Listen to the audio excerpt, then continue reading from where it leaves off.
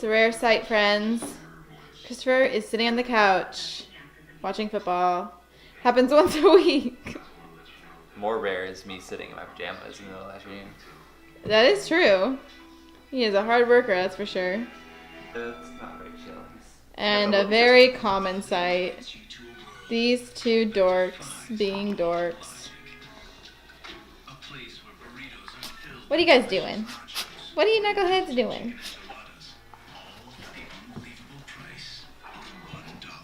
Okay guys, I've had enough of you.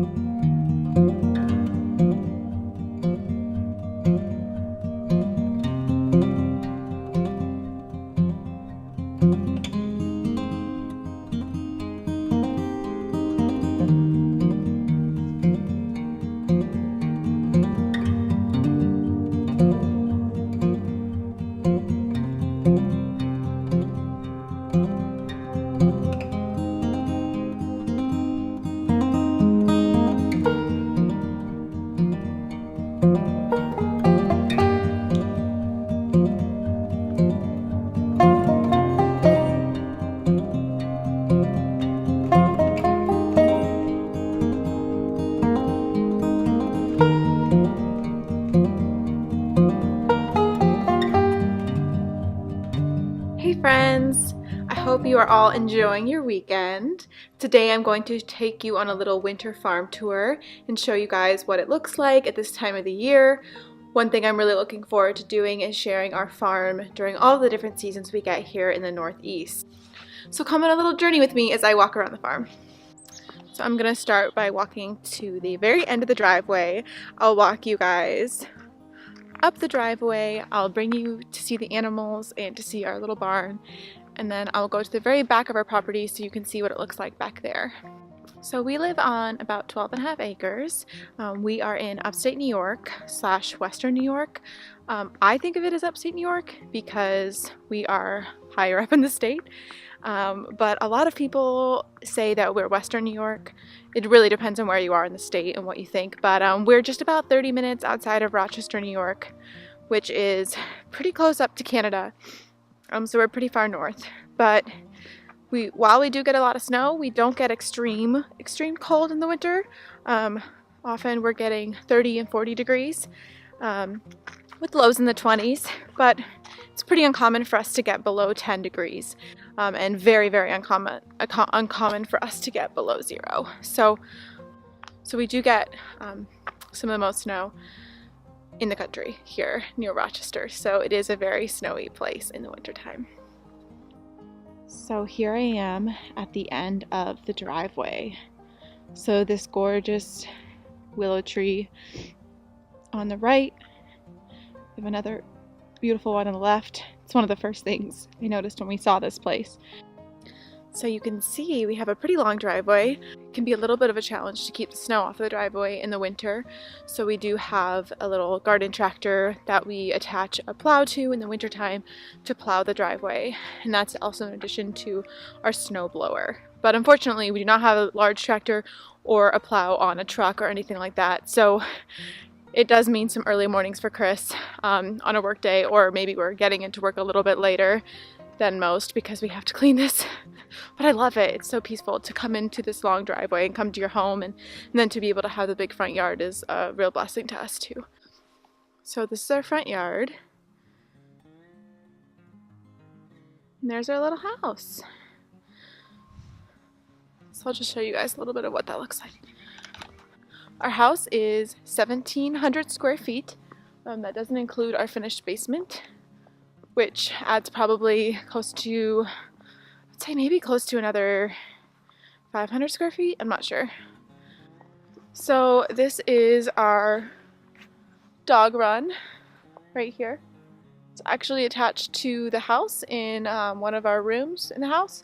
So we can let the dogs out right from the house to the dog run, but you can only do so in the summer or when the ground's frozen because it gets too wet in the fall and spring.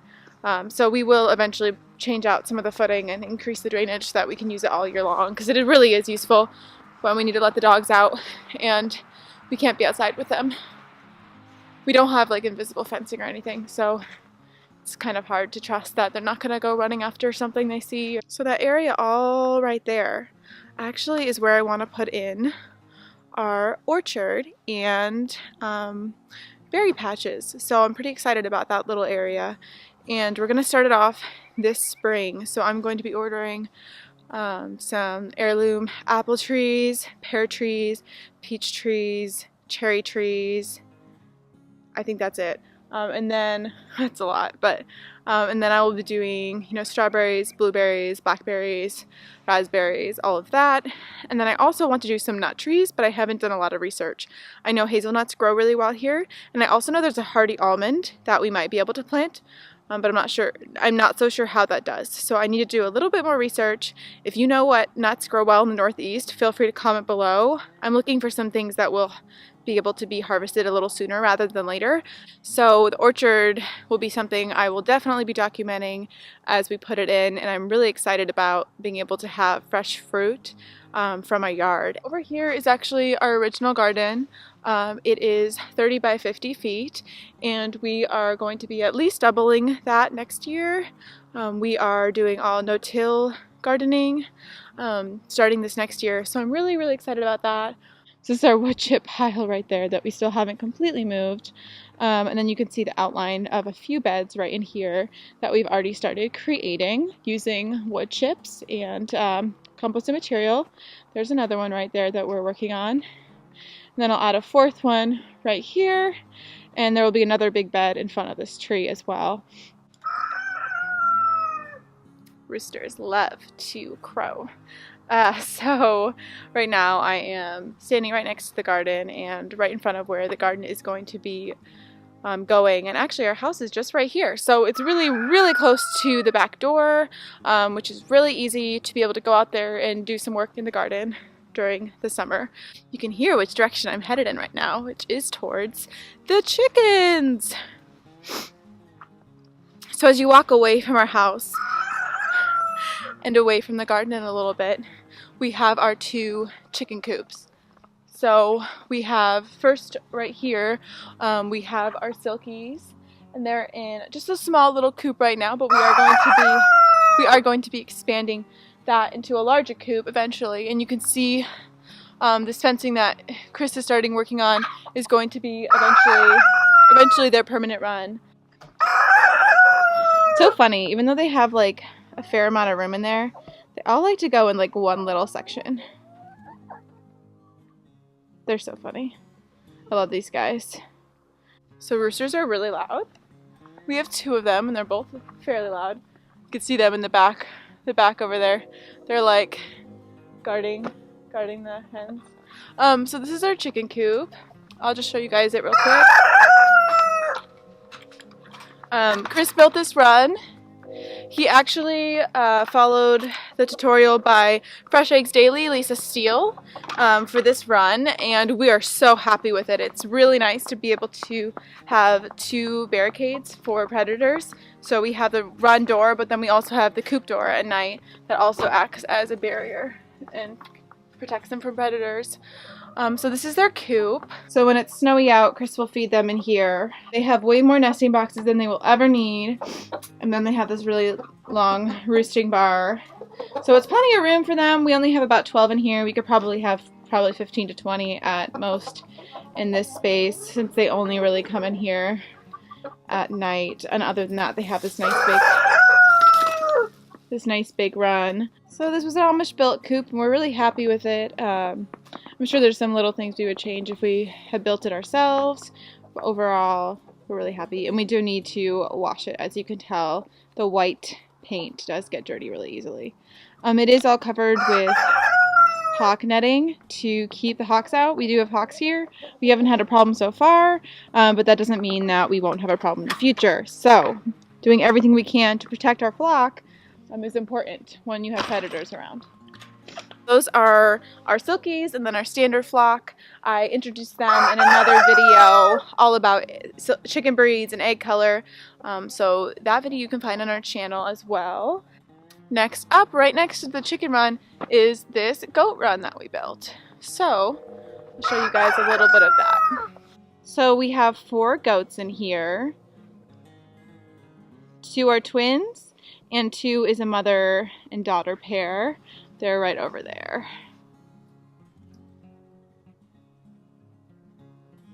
For the goat run, we have 3 different shelter types that we use for the goats. We have these little igloos that we fill with straw. We have that little house over there that I'm pretty sure at one point was either a chicken coop or a duck house, I'm not sure, but it was here at the property, so we took advantage of it.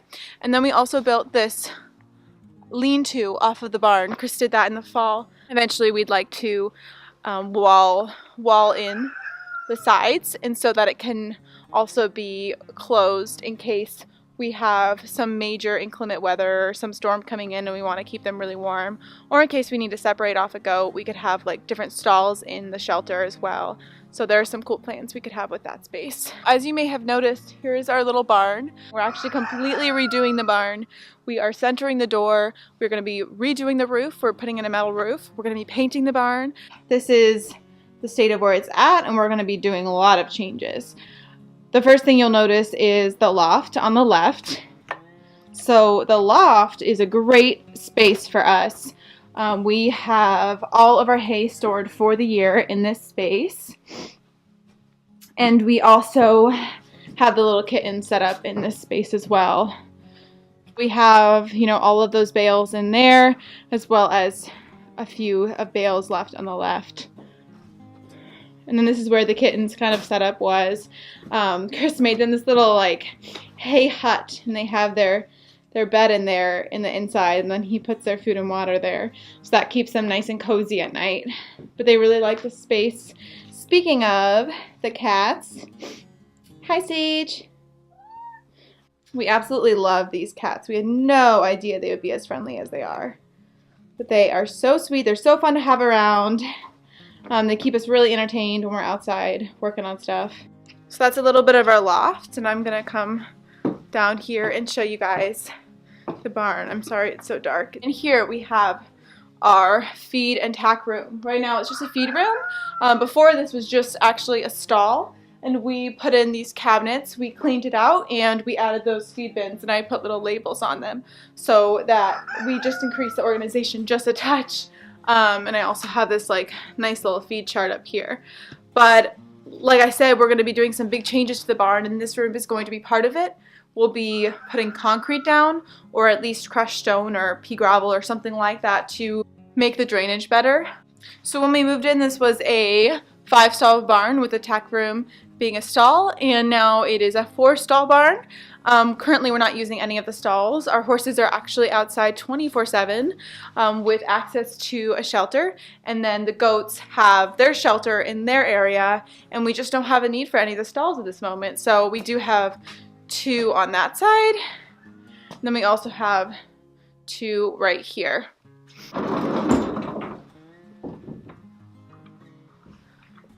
Whew.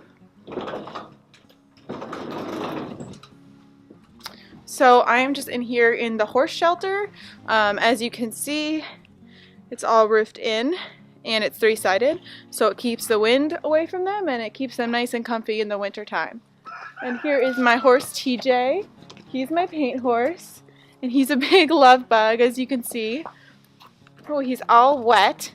And then that's our mini horse / pony, Justin, right here. So he is just a big goofball, isn't that right? There's their shelter. It's right next to the goat run, which is right next to the chicken run, which is pretty close to the house. So everything is really close to our house, which makes it a lot easier to do the farm chores.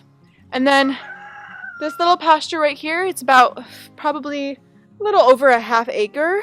That's where our horses are in the winter time, or when the weather is pretty crummy out, like if we're getting a lot of wind or something like that. So we do use this space a lot in the winter time. Hi. The reason we close off the back pastures from them at this time of year is because the ground is always freezing and then melting, and so we have a lot of mud, a lot of water, and the drainage of this property isn't perfect, so we want to keep them out of the back pastures so that the grass is really nice in the spring, summer, and fall. What do you think? Do you want a nose kiss? Look at those sweet eyes. They say horses sometimes have kind eyes. He's got the kindest eyes and the sweetest personality. Right, TJ? He's a good boy. They're both so sweet. Of course, my camera is dying again, so we'll see how much I can get done before it dies. But I really need to get some extra batteries with all this vlogging I've been doing. Okay, so I'm back out the front barn, and Chris is... What are you doing, babe? I'm trying to take this down. Kind of useless. Yeah, we had like electric tape set up initially because we were going to hook it all up to our electric tape charger so that we could have like just an added protection in case we had any goats trying to escape over the fencing. But our goats have never tried to escape, and they've never even really jumped that high, so I can't really imagine that ever being an issue. We're working on now removing the electric tape because it's just been sitting here and it always gets loose in the wind and it just doesn't look great. So we're getting rid of that. Or should I say this guy's getting rid of that. So I will show you guys a little bit of the back pastures. There's not much to see, but I just wanted to give you a sense of what our property's like. So I would say about 7 to 8 acres of our property is pasture. And so it's just cleared land, which is awesome. We love that because we do have 2 horses and they can eat a lot of grass. Oh, look how beautiful it is out. I just love this. So lovely. So you can see this area right here is actually my riding arena. It's a pretty large space, but I haven't ridden in about close to a year now just because I got busy with gardening and, you know, work and all of that. So I haven't really been using this space like I wish I would have. But maybe once it starts warming up again, I'll get TJ out and take him for some more rides. So right now where I'm walking, this whole like strip is what we call the trails of our property. We have 2 to 3 acres of woods that has little trails weaved through. So I really enjoy using that for rides when I ride my horse. But it's also just a beautiful area to take walks in. We get a lot of deer back there. We get a lot of other wildlife. We have the foxes that live back there, which is a reason why I don't love that my cats are following me at the moment. I just want to show you guys a little bit of what our property looks like from the top, and also show you a little bit more of what the pastures are like. I did build some little cross-country fences to take TJ on some rides and jump over them. It's just like a fun little thing I like to do on top of just riding, is doing some small jumps. Over here, we have this beautiful tree and a little tire swing that we've never used because it's way too small for us. We are not children. We don't have any children yet. I don't know if we'll get asked that question. One thing I always notice when I'm on these trails, all the different animal prints that we get. Right now I'm looking down and I'm seeing what I believe are deer prints, but it's hard to tell because the snow's all melting around it, so I can't really get a good idea on it. But I love getting outside, and that's definitely my favorite part about YouTube, is it's forced me to appreciate what we have and get out and film it. Also, I've had so much fun recording the videos. I mean, Chris and I will laugh at each other, laugh at the animals. I love watching the end product. It's really fun. I had no idea that I would actually like myself what I'm creating. I've always enjoyed what other people create, but I didn't think I would like what I create. But I do. I'm really, really enjoying that aspect of it.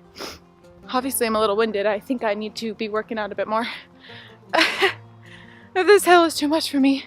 Actually, it's probably more talking and holding the camera and the fact that it's cold out. It's making me a little out of breath.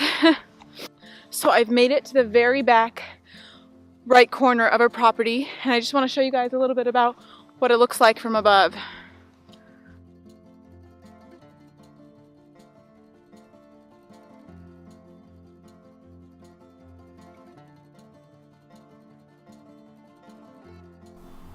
So you can see we have the woods over there, and that trail actually leads to our neighbor's property. But those woods, 2 to 3 acres of woods, are technically all ours. And this is the back. This post right here marks the back right corner of our property, and then it goes over a few acres to the other side. So as I mentioned, we have about 7 to 8 acres of pasture, but not all of that is fenced in for the horses. The horses have their little like half acre to an acre pasture that we use in the winter, and that, you know, we can close off. We also have about 3 acres of fenced in pasture for them, divided into 2 separate pastures. And then we have another 2 acre pasture that doesn't have any fencing around it at the moment. And we're kind of just coming up with some creative ways we can use that space. Maybe we could use some of this space to have, you know, some Christmas trees ready to go for the next like 5 to 10 years. Maybe we could do, you know, a bigger orchard down the line, or we could have grapevines. You know, the opportunities are really endless for what we could do with this 2 acre space. But we definitely don't need it right now for any animals, just because we have the, you know, close to 4 acres of pasture already set up for the horses. And then one day I dream of having a perimeter fence around our whole property, and having a livestock guardian dog so that we can free range our chickens, have the goats be able to range the whole space, and then maybe we could get a couple alpacas, or sheep. I would love to get a few sheep just because they're amazing grazers, and it would be cool to see if we can use wool. I don't really know anything about fiber, but it would be interesting to explore that option as well. I've mentioned this before in videos, but we both work full-time in office jobs, so 40 hours of the week plus commute time, we're not here, and that makes it really hard for us to manage what we're doing now, but also think about things we can do in the future. Right now I'm kind of just walking back to the barn, and this right here is that big 2 acre piece of land that we are not currently using for anything. Really, it's kind of a pain because we have to mow it or brush hog it multiple times each season, and that's a lot of labor, and I would just love to be able to put it to work in some way, shape, or form. This electric tape kind of marks the beginning of our pastures for the horses, which we have 2 of. My camera died. I knew that would happen because I need more camera batteries, but I can use my phone. So yesterday we recorded the video all about starting our organic no-till back to Eden garden, and then of course it was like muddy and there was grass on the ground, so it was a perfect day to work in the garden because there was no snow and we could actually see where the garden was going to be. But then I wake up this morning and everything's snow covered, as you can see, which was actually a really pleasant surprise because the mud can get a little old. So a nice soft layer of snow is always a beautiful way to start the day. One of my friends in California, her mom, commented because she saw that we had snow this morning, and she said to me, "That's just like how God touches our lives. He leaves a soft layer of snow over our muddy moments or muddy days," or something like that. And I thought that was a really sweet idea. So, I have to show you guys these 2 cats. What are you guys doing over here?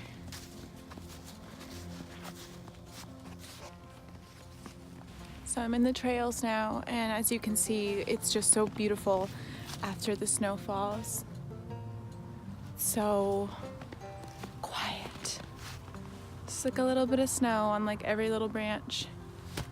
So beautiful. Being from California, I never really got to experience the snow seasonally like I do now that I live here. It is absolutely beautiful. I came back here because I heard something, and now that I'm looking at the ground, I'm pretty sure there's a little deer family back here right now. But I'll just let them be, because they are very skittish out in the country. Very, very, very skittish. I just love living in an area that gets all 4 seasons. I find that a lot of people think of winter as, you know, a dark and long season that is more negative, but some of my favorite days are in the middle of winter. Like today when it's cold, but it's so quiet. I love that. It's so beautiful too. There's nothing like white snow brushed in the ground to cover the mud and cover the trees. I forgot. What are you working on? You're working on the electrical panel? I'm gonna start digging down and see where this conduit goes so I can find out what I need to do to move the panel. Yeah, as I said, we're moving the door of the barn to be centered, and what that means is that we have to move this electrical panel so that we can do that. Yep. So one of the first few things we had to think about. And more so just to make sure we're prepared when the solar gets installed in the barn too, so that we don't have to move all the solar components as well after the solar is put in when we go to move the entrance to the barn. Yeah. This guy right here is a energy engineer, so this is his ballpark for sure. Crazy kids. Yeah, and they were running out, they're climbing the trees, and They love to climb the trees. they love it. They love it. I forgot to show you guys, we have a few little raised beds, so I wanted to point those out before I call this quits. Mostly I use them to grow greens this year. It's a super bad call to grow greens in them because they get like full sun all season, which means when it got really hot, everything bolted. So I was a newbie gardener. I will not be doing that again. So I don't know what I'm gonna grow in them this year. Maybe I'll just do like cut flowers or something. Or maybe I'll just do something like sweet potatoes, which I believe sweet potatoes grow better in raised beds because they need a lot of drainage. So if you have any ideas on what I should grow in those raised beds, comment below and let us know. I'm so glad it turned into a beautiful evening, friends. Thanks so much for joining me on this little winter farm tour. Our next farm tour will probably be in the spring when everything is going to be so drastically different here. So I'm really excited for you to see how much things change season to season. We sure can miss the change because it happens slowly over time, but it is quite dramatic. So if you enjoyed this video, please give it a thumbs up and let us know that you liked it. I would love to hear any thoughts you guys have about additional videos to record this winter. I'm sure I'll run out of ideas soon as it is a little bit of a slower time for us here at the farm. But I'm excited to hear from you guys and what you're looking for us to share with you. So I am going to head back into the house now, friends. But I am really glad I got to share such a beautiful evening with you guys and show you a little bit of our farm life and our property here at the Sunshine Farm.